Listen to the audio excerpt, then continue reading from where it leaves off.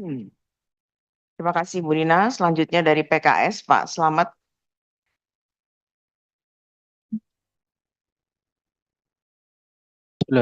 Assalamualaikum warahmatullahi wabarakatuh.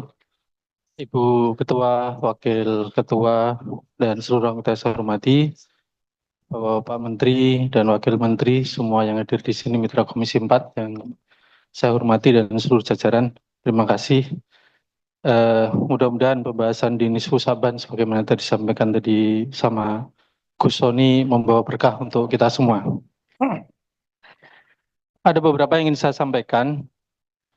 Pertama, eh, sedikit saja, mohon maaf Pak Menteri Pertanian terkait dengan slide nomor 4.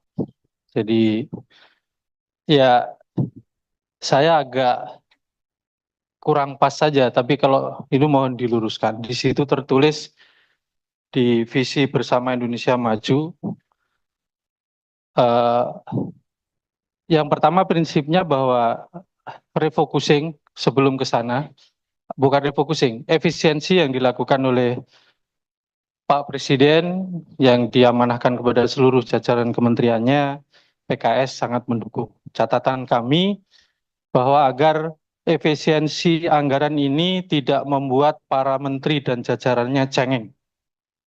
Ini yang paling penting. Artinya tidak cengeng yang muncul, tapi justru produktivitas yang kemudian akan muncul dari keterbatasan ini.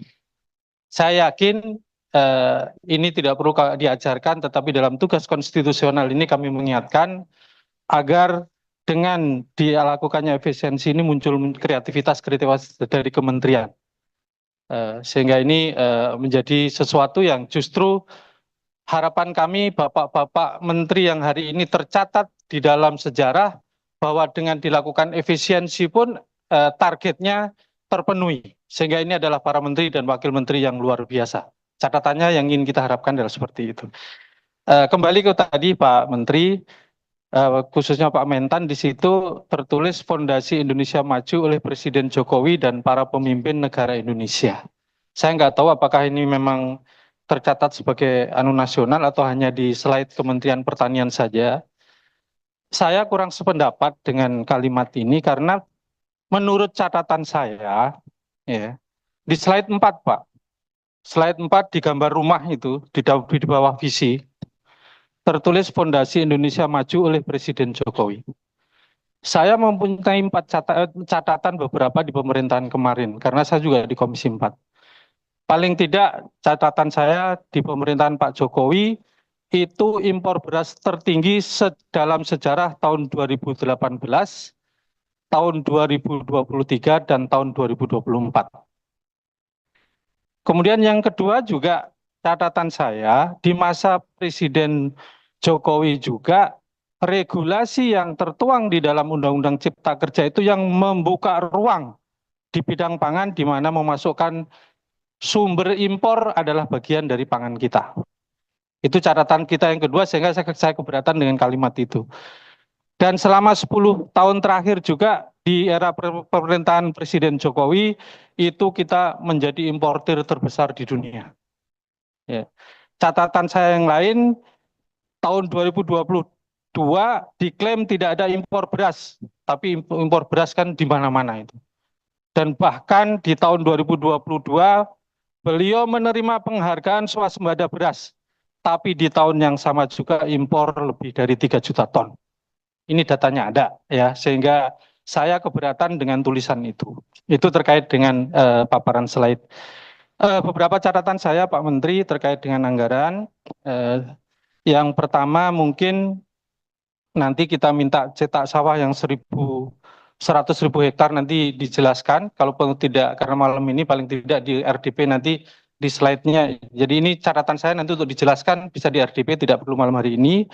Kemudian saya juga minta vaksin PMK ditaruh di mana anggarannya. Saya sudah ada beberapa nomenklatur yang saya baca. Paling tidak saya minta PMK juga tidak dikesampingkan karena ini juga masalah besar bagi dunia peternakan Indonesia. Ya, ini nanti berapa dan ditaruh di mana karena secara spesifik tidak tercantum itu. Ya, kita tidak ingin juga setelah kejadian kita baru repot sementara anggarannya tidak ada. Kemudian eh, saya juga ingin menanyakan, mudah-mudahan tidak termasuk yang di efisiensi, Pak Menteri. Kemarin kita ada kabar gembira dengan keberhasilan Pak Menteri dan Pak Wamen mengalihkan anggaran yang di PUPR untuk urusan irigasi. Nah, kita tahu ketahanan pangan kita atau paling tidak tujuan swasembada pangan itu tergantung dengan air, dan air itu ada di salurannya harus bagus. Ya, kita kemarin dapat berita bagus, 11 triliun dipindah, bukan dipindah, tetapi penggunanya adalah Pak Menteri bersama untuk menentukan titiknya. Nah, ini nanti mungkin kita perlu penjelasan. Kalau memang perlu dukungan keputusan politik, ya kita berikan bahwa itu tetap ada di sini, dan itu urusannya urusan keberlangsungan pertanian kita, sehingga 11 triliun itu mudah-mudahan tidak termasuk yang di efisiensi. Itu mungkin terkait catatan kepada Pak Menteri Pertanian dan Bapak Nas menjanjikan untuk menyerap 3 juta ton beras petani melalui Bulog. Dalam sejarah Bulog kemarin-kemarin tidak berhasil, ya. Nah, sehingga nanti secara teknis kalau tidak malam hari ini juga tidak, tapi nanti di kesempatan lain eh, perlu disampaikan secara teknis seperti apa kesiapan menyerap 3 juta ton. Secara struktur dan infrastrukturnya seperti apa, karena kita ragu-ragu, ya, uangnya ada tapi kalau infrastrukturnya nggak ada kan repot. Di saat yang sama kemarin waktu kemudian Pak Kepala Bappenas memberikan kebijakan refraksi, itu kan swasta juga tidak mau tinggal diam, Pak. Memang dengan keputusan misalnya dengan HPP 6.500, swasta juga bisa dengan 6.500 di lapangan. Tapi dengan iming-iming ada bonus, ada lain-lain, sehingga pada akhirnya petani kita juga akan menjual kepada swasta karena lebih tinggi. Nah, ini juga mohon disiapkan antisipasi hal-hal ini yang waktu itu juga terjadi, sehingga Bulog tidak mendapatkan target serapan beras waktu itu tidak lebih dari 1% catatan saya untuk diserap oleh Bulog dari seluruh panen dari petani itu. Dan tentunya Kemenhub secara prinsip kita juga itu data-data nanti kita kita masuk di RDP saja. Itu Ibu Ketua yang bisa saya sampaikan. Sekali lagi efisiensi ini PKS sangat setuju. Justru ini memberikan energi tersendiri agar para menteri dan jajarannya menunjukkan bahwa kami adalah tim yang hebat untuk melakukan itu semuanya. Terima kasih. Assalamualaikum warahmatullahi wabarakatuh. Baik, terima kasih Pak Slamet.